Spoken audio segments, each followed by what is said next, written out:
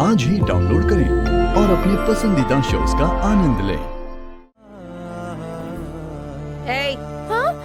मदद का नाम लेकर पार्वती को अपने साथ ले आई, लेकिन खुद कहाँ घूम रहे हो? हाँ? अरे वही मंदिर में प्रसाद बट रहा है या नहीं बट रहा है, वही देखने के लिए गई होगी आंटी। हाँ।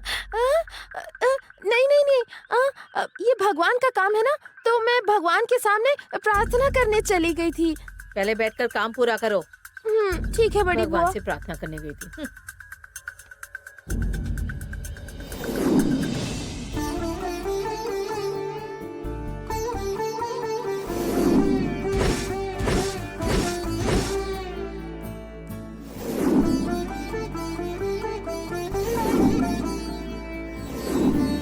45, 46, 47, 48, 49, पता नहीं कितने हैं। ठीक है, फिर से गिनती हूँ। 45, 46, 47, 48, 39। अरे फिर से गिनती हूँ। 45। हाँ? 108 दिए हैं। ऐसा है क्या? ठीक है पार्वती, मैं बड़ी बुआ को बताती हूँ। ठीक है।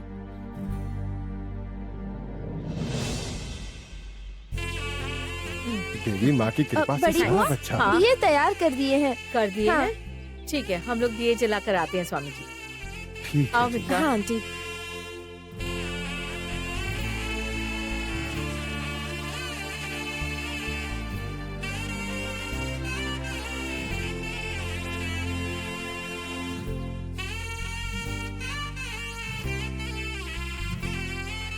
एक 108 दिए तैयार हैं। थाली में रखकर थोड़े थोड़े दिए ले जा सकते हैं। मित्रा, हाँ जी। उस थाली में रखे हुए दिए लेकर आओ। ठीक है आंटी।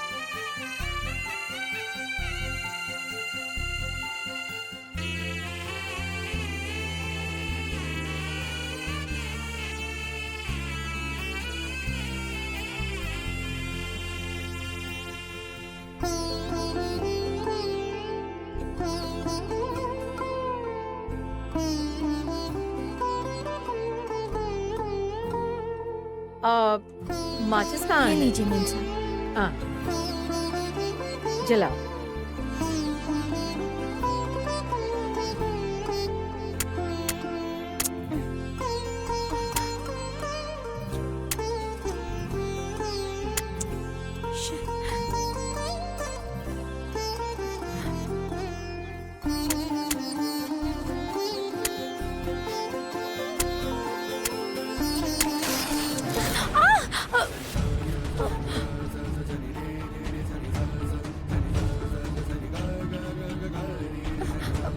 पार्वती, मेम साहब। जरा तुम एक दिया जला दो, बाकी के सारे दिए मैं जला दूंगी। ठीक है मेम साहब।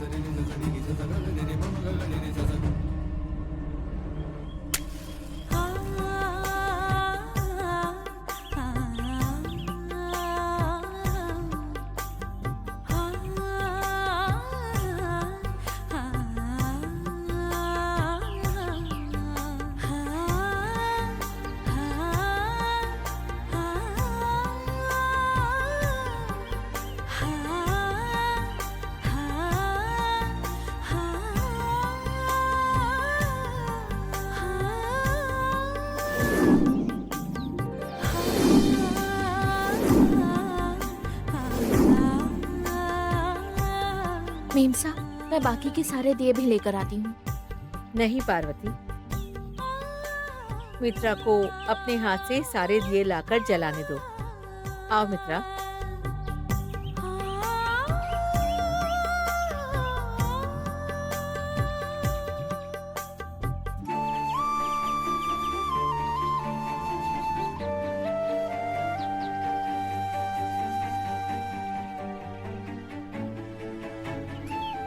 माँ माचिस देना। हम्म।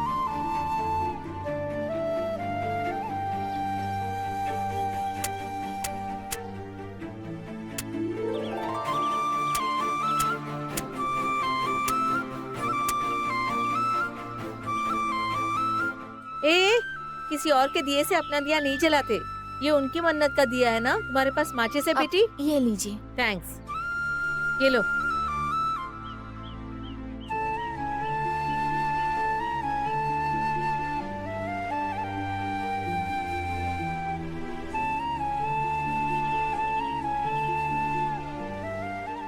थैंक्स बेटी। कोई बात नहीं। चल चलते हैं, चल।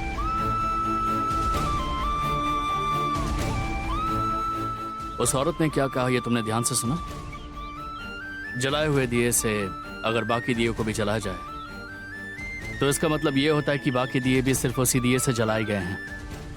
हाँ बड़े साहब। ऐसे देखा जाए तो तुम्हारे जलाए हुए दिए से मित्रा 107 दिए जला रही है मंदिर में। तो ये शादी ठीक से हो जाए इसीलिए माँ की 108 दिए जलाने की मन्नत तुमने पूरी की है मेरी बीवी। मेरे कहने का मतलब समझ रही हो ना कि तुम ही मेरी बीवी बनोगी।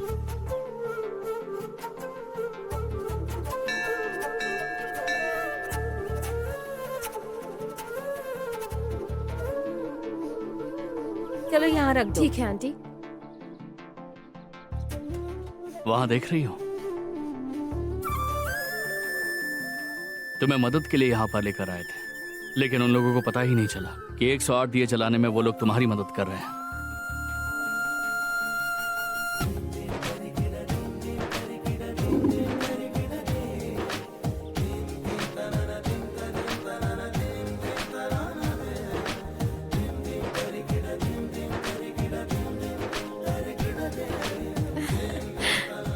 सारे दिए अच्छे से जल रहे हैं।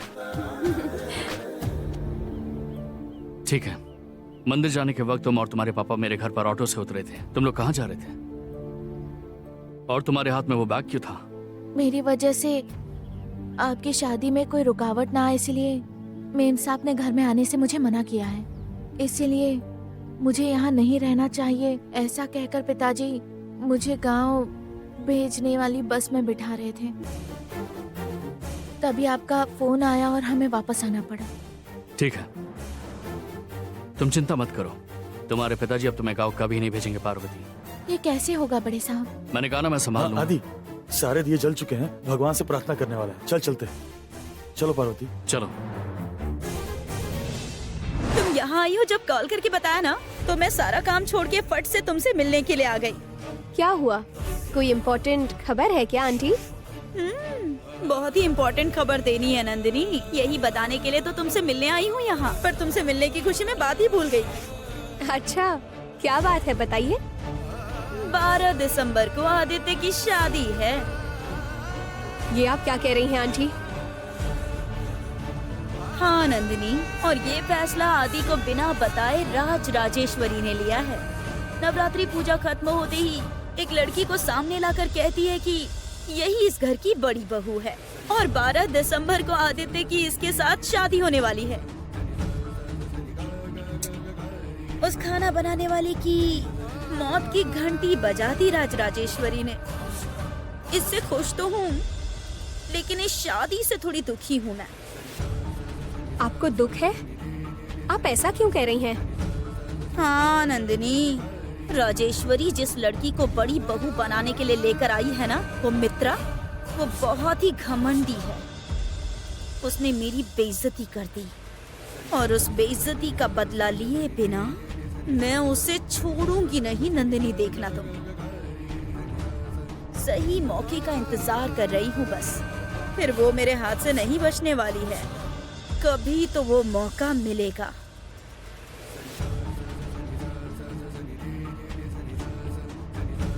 क्या हुआ नंदिनी, क्या सोचना शुरू कर दिया? आदि की शादी कैसे रोकना है इसी बारे में सोच रही हो ना? नहीं, पर आपने कुछ सोच रखा है क्या आंटी? नहीं नंदिनी, मैंने अब तक ऐसा कुछ सोचा नहीं है। अगर आपके पास कोई आइडिया हो तो प्लीज मुझे बताइए। हाँ जरूर। अरे तुम्हें नहीं बताऊंगी तो और किसे बताऊंगी।